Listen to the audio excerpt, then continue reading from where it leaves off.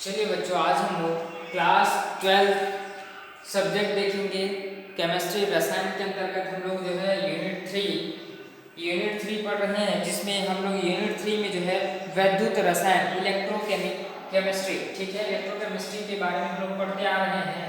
Redox अभिक्रिया पिछले video में पढ़े हैं। रेडॉक्स अभिक्रिया में बहुत सारे एग्जांपल्स हैं, आप सभी को करना है। एग्जांपल्स को सॉल्व करके देखेंगे तो आप लोग को समझ में आएगी कि ऑक्सीडेशन नंबर क्या होती है और रिडक्शन क्या होती है। आप लोग समझ पाएंगे कि ऑक्सीडेशन और रिडक्शन यानी कि ऑक्सीकरण और अपचयन, तो दोनों को समझना है। और जो एग्जांपल्स हैं, आप एग्जांपल को कर करके देखिएगा, सॉल्व कीजिएगा, तो आप लोग को समझ में आ जाएगा कि ऑक्सीडेशन और रिडक्शन में जो है किस प्रकार से निकाली जाती है ना।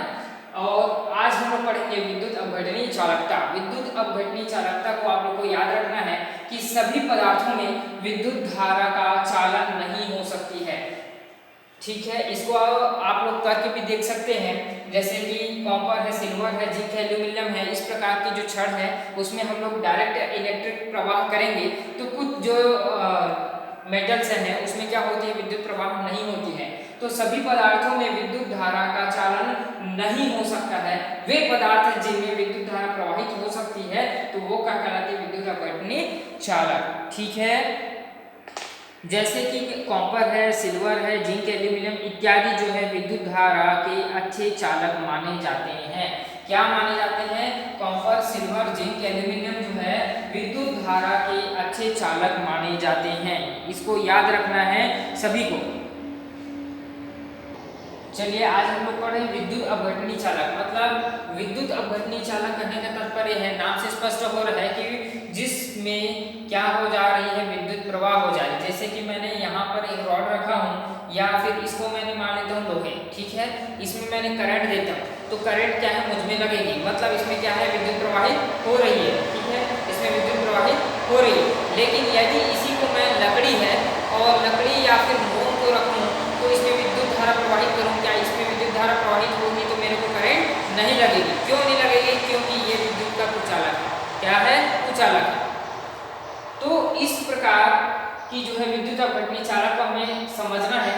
जैसे यहाँ पर लिखा है कॉपर, सिल्वर और जिंक और एल्यूमिनियम जो होती है विद्युत के क्या है, अच्छे चालक माने जाते हैं। इसमें क्या है, विद्युत प्रवाहित होती है। यहाँ पर देख सकते हैं रबर, लकड़ी, मोम है, इसमें क्या है, विद्युत प्रवाहित नहीं होती है। क्या होती है? विद्युत प्रवाह नहीं होती है।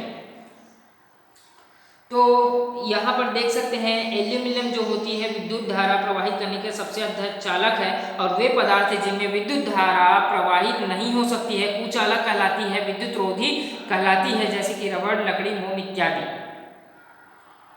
कुछ अन्य उदाहरण भी देख सकते हैं। विद्युत गुणों को अध्ययन करते समय हम लोग जो है विद्युत अपघट्य कहलाते हैं। वे पदार्थ जो है विद्युत अपघट्य कहलाते हैं। कौन से पदार्थ विद्युत अपघट्य कहलाते हैं? उनमें जलीय विलयन में विद्युत धारा प्रवाहित की जाती है। जलीय विलयन आप सभी जानते हैं कि घोल बना करके करते हैं। जैसे कि यहाँ पर देख सकते हैं धात्विक चालक और विद्युत अपघट्य। यहाँ पर दो पॉइंट लिखा हुआ है, धात्विक चालक और विद्युत अपघट्य। तो धात्विक चालक क्या होता है? जिसको बोलते हैं मेटेलिक कंडक्शन, है ना। ये वे धातुएं होती है जो आपने विद्युत धारा प्रवाहित होने देती है। क्या होती है धात्विक चालक? जैसे कि धात्विक चालक में ये कॉपर, सिल्वर, जिंक, एल्यूमिनियम आ सकते हैं, ठीक है। याद रखना, धात्विक चालक आते हैं, है ना, जिसमें कॉपर, सिल्वर, जिंक इत्यादि आ सकते हैं। क्यों? क्योंकि इसमें विद्युत धारा प्रवाहित होती है और रासायनिक परिवर्तन नहीं होता है। इसके लिए उदाहरण में लिख सकते हैं कॉपर, सिल्वर, जिंक, एल्यूमिनियम, ठीक है। और विद्युत अपघट्य की बात करें तो इलेक्ट्रोलास्टिक, है ना, वे पदार्थ जो होती है अपनी पिघली हुई अवस्था में जलीय विलयन को विद्युत धारा का चालन करते हैं और विद्युत अपघट्य कहलाते हैं, जिनका रासायनिक अपघटन हो जाता है। जैसे कि अम्ल, क्षार, लवण इत्यादि उसके एग्जाम्पल में लिख सकते हैं। तो वो क्या होती है? विद्युत अपघट्य होती है, ठीक है।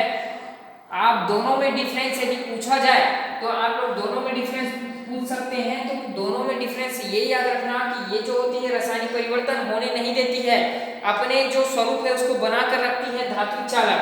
लेकिन जो है विद्युत अपघट्य क्या होती है? रासायनिक परिवर्तन होने देती है, रासायनिक परिवर्तन हो जाती है ना। तो ये होती है जैसे कि अम्ल, क्षार, लवण इत्यादि आते हैं विद्युत अपघट्य के अंतर्गत।